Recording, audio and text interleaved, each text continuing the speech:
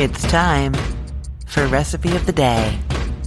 You know, when you go to the grocery store without a plan, like you're on your way home and you know you need to grab something for dinner and you're trying to just figure out what and you don't know what and you're just standing there. Chicken leg quarters are one of my go-tos. My Aldi grocery store sells big bags of them for ridiculously cheap. My Publix nearby also always has them on sale, but they're always cheap anyways.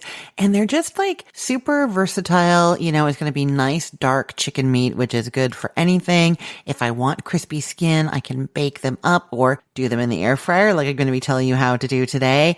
And we get that nice crispy skin. And it's almost like having roast chicken, but just the dark meat parts, which are the better parts anyways, right? Or if I just need chicken meat for stuff, for like whatever we're going to do. We're going to have pasta or salads or burrito bowls or anything. Those are great too. The meat is wonderful in the chicken leg quarters. So today I am telling you how to cook them in the air fryer. It's really one of my favorite ways to cook them. It's like pretty much hands off, and in the end, you get luscious, juicy, dark chicken meat and tons of that crispy skin. Okay, where do you start to make these? You're going to take the chicken leg quarters out of the refrigerator. You only need them to sit out for like 10 minutes, but it will help them cook more evenly if they're not fridge cold.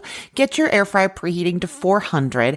I'll say that my air fryer fits 2 chicken leg quarters easily. 3 is fine. I can't really fit 4 and still have the skin get crispy. If you're doing more than 3, I'm going to link to a recipe for baked chicken leg quarters. You could do a whole bunch of those and they get so nice and crispy in the oven too. Okay, back to the air fryer. We're just doing 2 or 3 of them. The air fryer is at 400 degrees Fahrenheit. You're just going to coat all sides of the chicken with a little bit of olive oil. Then you can sprinkle on salt, pepper, garlic powder. You could use your own seasoning blend if you want.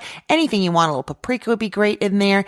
Then you're going to put the chicken skin side down in the air fryer basket in a single layer. And you can kind of like almost interlock the pieces the way that they're kind of like a triangular or like arrow shape. You can kind of nudge those in amongst each other to fit. They just shouldn't be touching or overlapping at all. Then you're putting that in there for 20 minutes. At that point, you're going to flip them over. I like to use a pair of silicone-coated tongs. The silicone's at the end. That's because my air fryer has a nonstick coating, so I don't like to use any metal in there. You could use a spatula with like a fork kind of held carefully if you don't have those silicone tongs. I'll link to some for you though, because they are super handy if you use your air fryer a lot.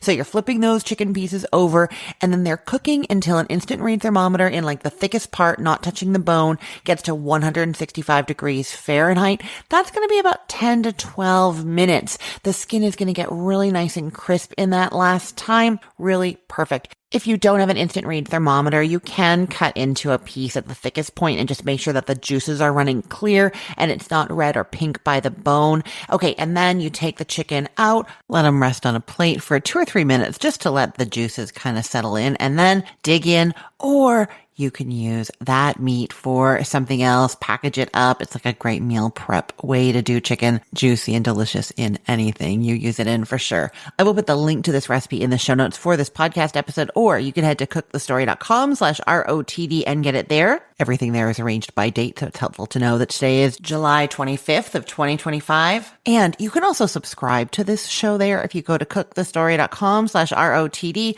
you'll see the buttons for like Apple Podcasts, Spotify. You click on those, click subscribe or follow, and then I will show up in your podcast feed, or wherever you listen to podcasts, search for Recipe of the Day and you will find me there. I'm everywhere. I'm Christine Pittman from cookthestory.com, thecookful.com, the all new chicken cookbook, and from this podcast Recipe of the Day. I hope you have a great day. Let's get cooking.